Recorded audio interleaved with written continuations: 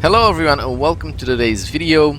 We're with the VK7201, the clan reward tank, which some people have. We're on Fiery Silent today. We're on a platoon. This was during subscriber platoons. And yeah, I gotta say I love this tank now. I don't know if any of you, well, some of you might know this tank got buffed with the latest patch. They increased the penetration on the gun. They also buffed the DPM and the gun handling. If some of you played this tank before it got buffed, you probably know it was absolutely atrocious. Like, it was a disgrace. E100 is so much better than this tank. Well, I guess E100 is still a little bit better than this tank now because the armor seems to be better. But when it comes to gun, it's pretty much the same. So, yeah, I gotta say I'm kind of enjoying playing this tank now. And the penetration buff basically allowed me. Well, allowed everybody not have to shoot so much gold ammo anymore. You got 246 penetration now, which is well, it's a pretty decent value.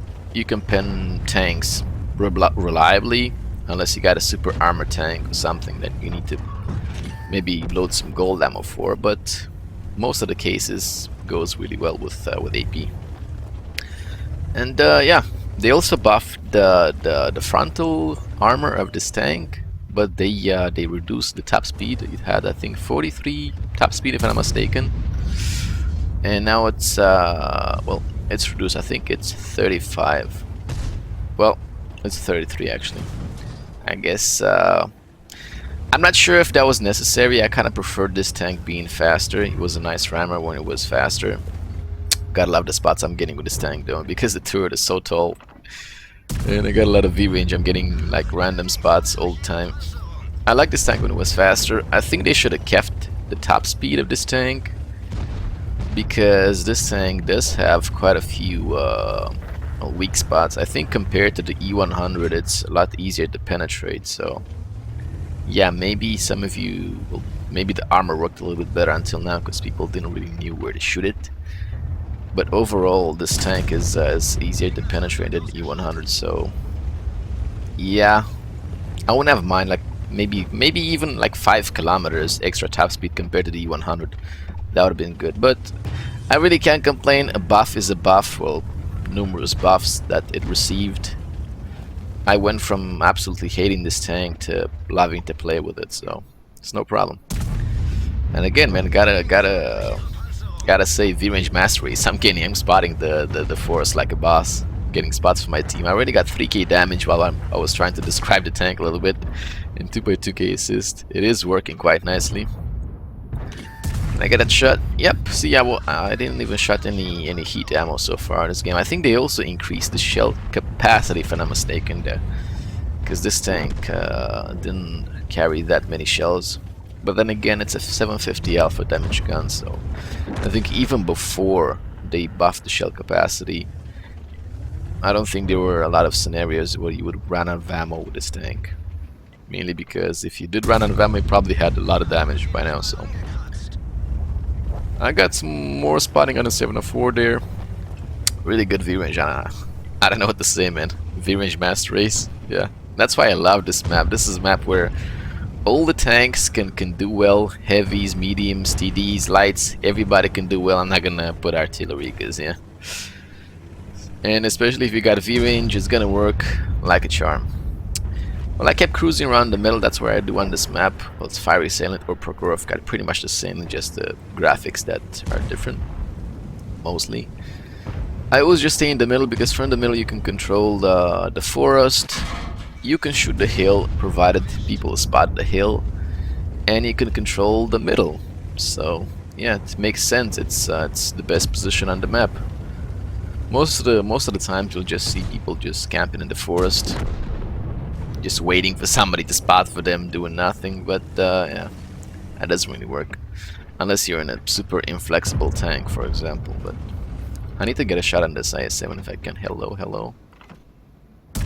I try to shoot him in the tracks so I can detrack and do damage, but he wouldn't angle a little bit more, so I had to go for the lower plate.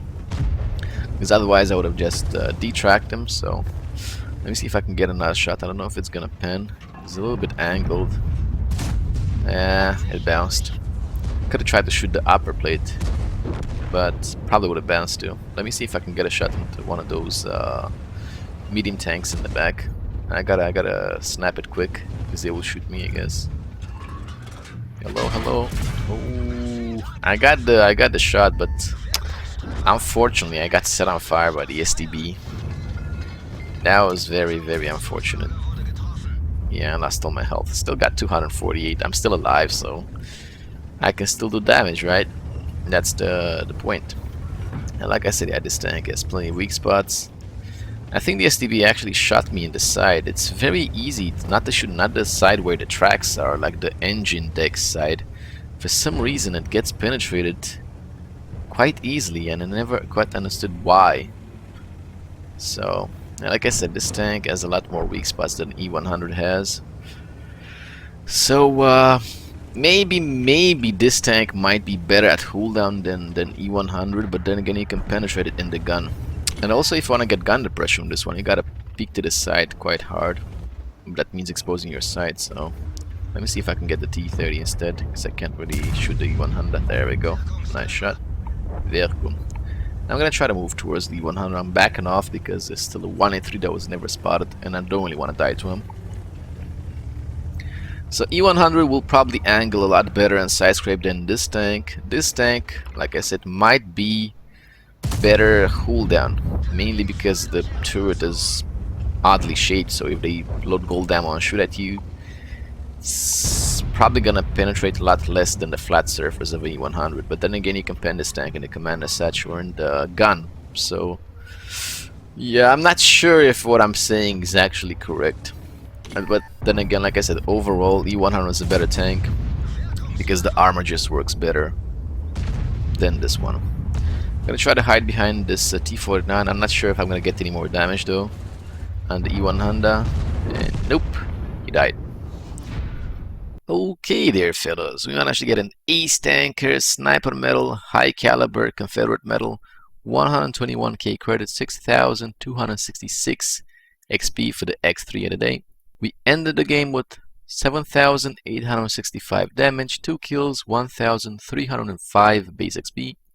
We also managed to collect 4,434 assist damage. And in the end we made a nice profit, 52k credits almost. We didn't have to fire a single gold shell. Like I said, the penetration was increased nicely. Okay fellas, I guess that's about it for today. I really hope you guys enjoyed the video with the VK7201. If you did, don't forget to like, subscribe, and share it with your friends. And I guess I'll see you guys in the next one. Until then, take care, and goodbye.